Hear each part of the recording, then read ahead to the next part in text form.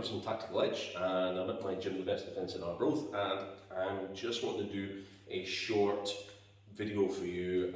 It's not an instructional per se, but what I want to speak about is situational training and horrible knife defence. So a few days ago I came across this video that came up on my short reels kind of bit on Facebook. It's a world TaeKwon-Do instructor across in India, and he's put out a lot of these short reels doing Hoshin So, that's TaeKwon-Do self-defense. And they have all been terrible, they've been absolutely awful. Now, I've got a little rule: if somebody puts videos up and it's someone I don't like or that I don't agree with, I just scroll on. I don't troll them, I don't put stupid comments on, I just move on. Not my circus, not my monkeys and all that. Where I make an exception, that's where somebody puts up something that's dangerous. In which case I'll generally share the video and give a little breakdown of why I feel this is wrong, why it's dangerous and why you shouldn't do it like that. I try to do that, and just as I was waiting to post it, my phone decided it's going to do a software upgrade and the whole thing went no, right. So this is me speaking about that thing. So when we're teaching self-defense, really one of the most important things is to get the scenario, the situation correct, the attack correct. So it's done in such a way that it happens in real life. If the attack is incorrect and isn't realistic, then there's no way that your defense can be correct and realistic. So if the attack isn't realistic, everything else is compromised. The whole thing is going to be rubbish. So what happened on this video was a bunch of my most hated things in knife defense.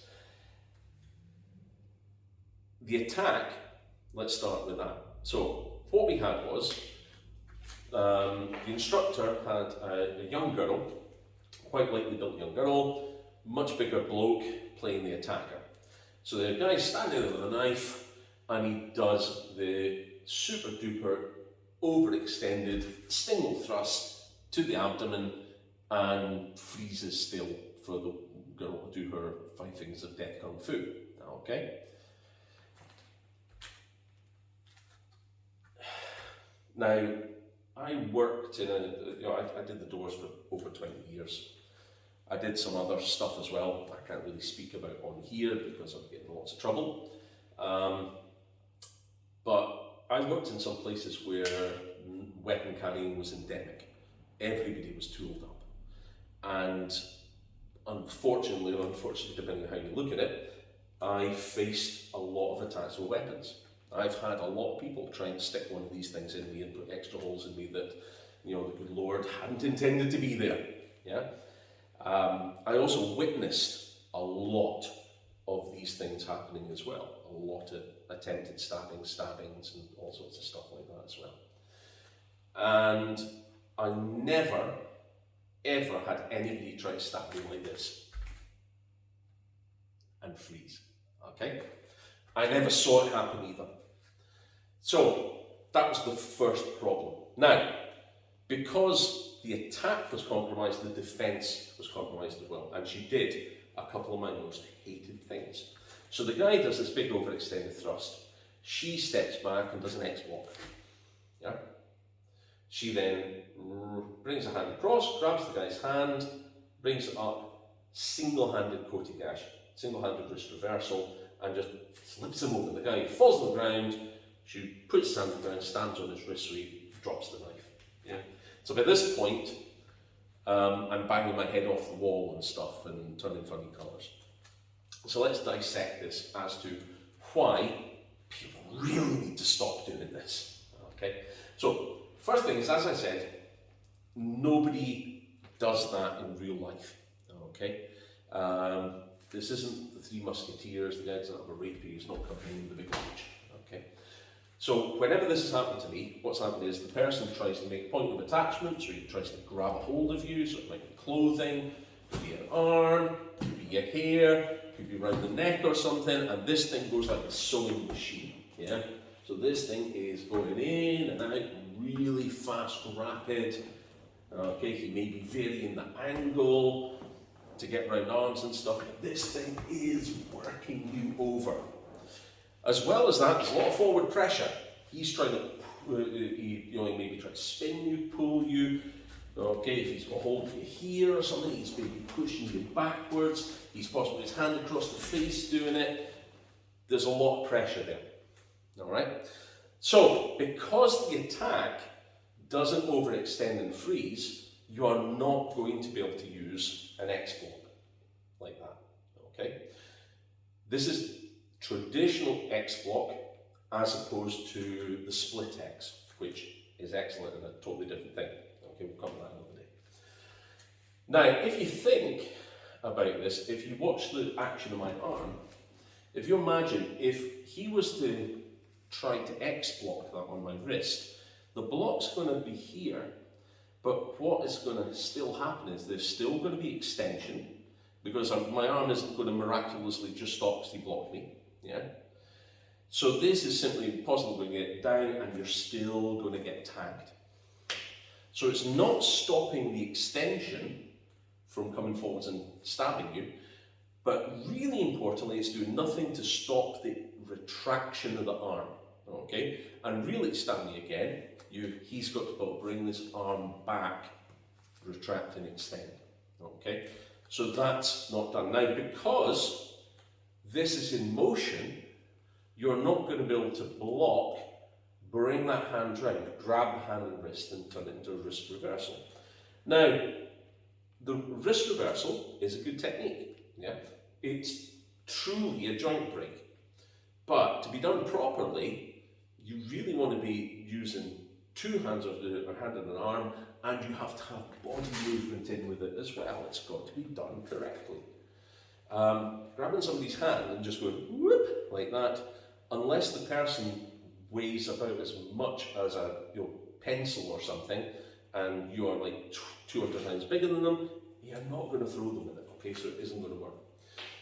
There was no attempt to discombobulate, to interrupt the OODA loop, and that's really important. Okay, because what you want to be doing is you want to be getting my mind off simply being able to focus on stabbing the living daylights out of you. So you need to stall my OODA loop by through the use of striking or something, scramble the brain. Okay, so there's no attempt at striking, scramble the brain, anything. It was just block, grab the hand, bring it up here, flip it on the floor. All right. So please stop this. It's silly. All right. Love Monty Python. So recap. People don't stand like this. Abdominal thrust is done like a sewing machine, usually with a point of attachment, and it's rapid. Okay? So that type of defense, stepping back, block, grab, it does not work, it has never worked, it will never work. Okay? Simple as that. Alright? Like I said, I have had this attempted on me an uncomfortable number of times. Yeah? I have no holes in me from it. Okay? So what I did, what I teach as well from what I learned through experience, it kind of works. Alright? So take my word for it. Now, what do we want to think about when we are training for this type of scenario?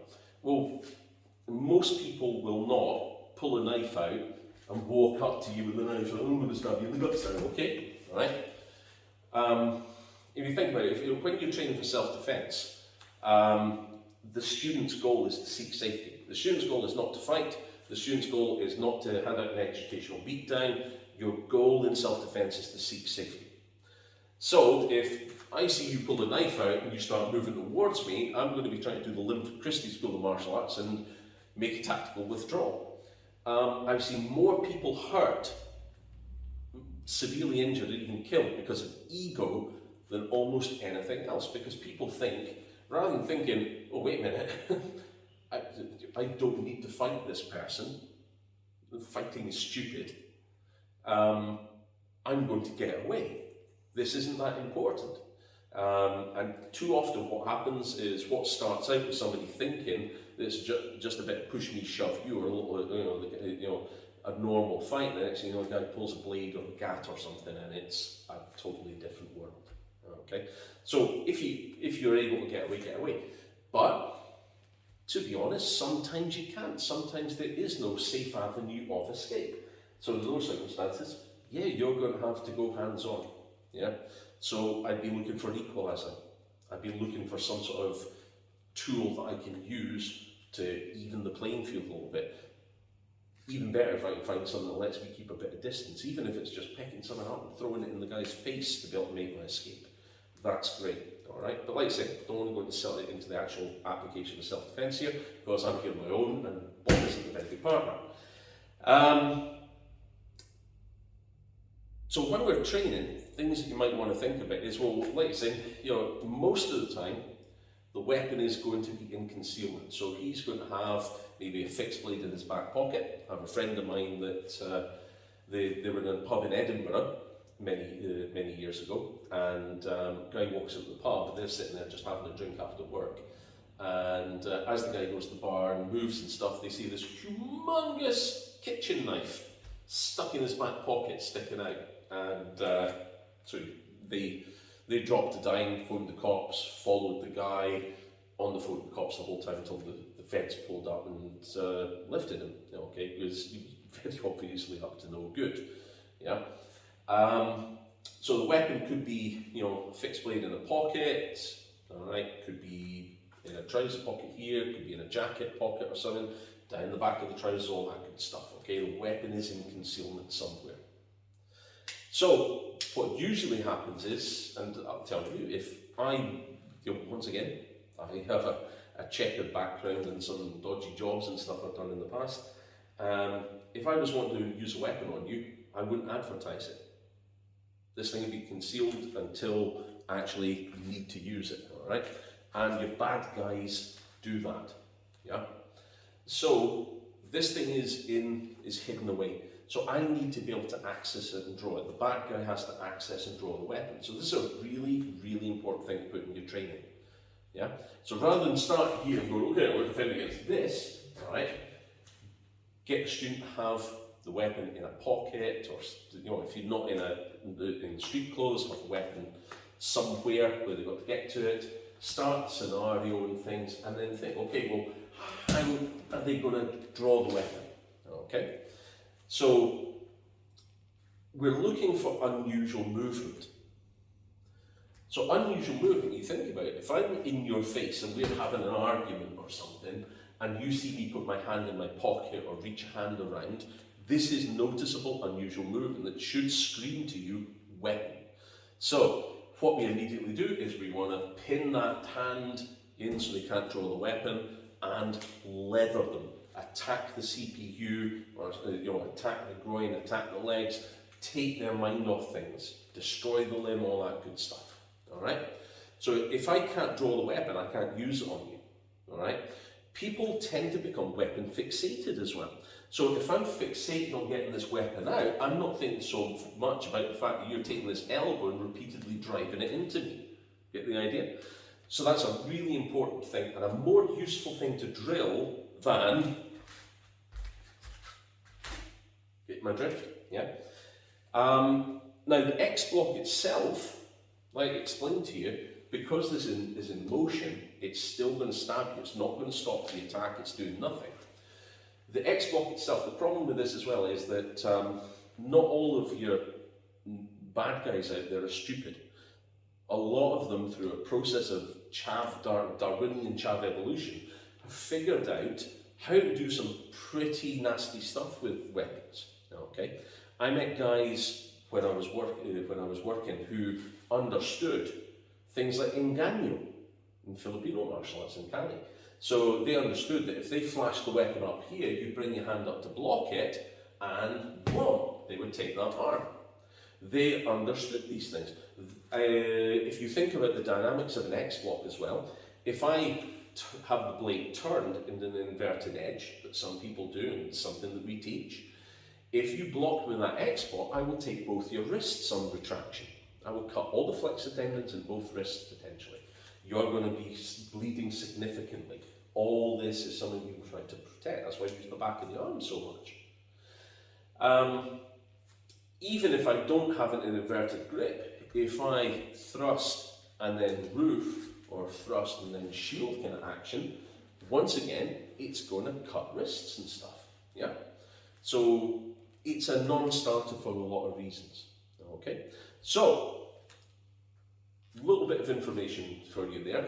At some point, I'll maybe do a video on how we approach this. I don't tend to do a lot of knife defense on videos and stuff and put it out there simply because everyone dogpiles in it and you get all the, oh, that would never work in the cage kind of crowd and stuff shouting. So I tend to steer clear of doing weapons defense and disarms and stuff on video. But please stop this nonsense. Please stop all this crap as well, okay? Because it doesn't work. You're going to get students killed, all right? If you're training for this, make it realistic. So remember, point of attachment, somehow, sewing machine. Remember, the weapon has got to come from somewhere. If you can stop the draw of the weapon, or stop the weapon from being brought into play, you're already a step up the ladder from the other guy. You can start doing some damage and then looking to destroy this somehow, or disarm, or sometimes you don't even need to. Okay, if I got him here and he's got this hand pinned up against me and he smashes that elbow into my carotid sinus, I'm probably not going to use this because we're lying on the floor. Okay, unconscious. All right, guys. So hope you find that useful, and we'll see you again soon, hopefully. All right, guys. Goodbye.